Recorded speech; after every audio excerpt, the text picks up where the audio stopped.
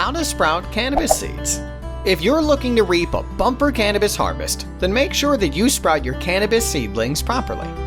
And why is germinating seeds important? Because well-germinated seeds promise you a rich crop. Sprouting helps seeds grow quickly, and you get an early crop. In this video, we take you step by step to sprouting cannabis seeds correctly so that you get a basket full of buds this fall.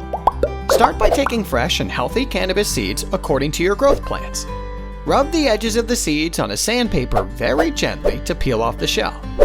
Soak the desired quantity of seeds in water for about 12 hours and then put them on a plate with a wet paper towel. Cover the plate with a lid and keep it in a warm place. Ensure that the paper towel is adequately wet to hold the humidity.